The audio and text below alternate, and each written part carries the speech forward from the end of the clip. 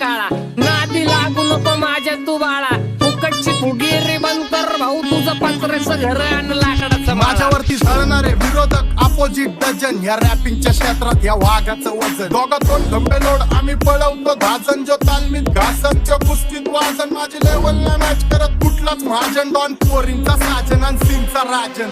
आलीच कुटून कशाला बाया तू खातीच एवढा भाव, आलीच कुटून कशाला बाया तू खातीच एवढा भाव. क्या बोलती कंपनी,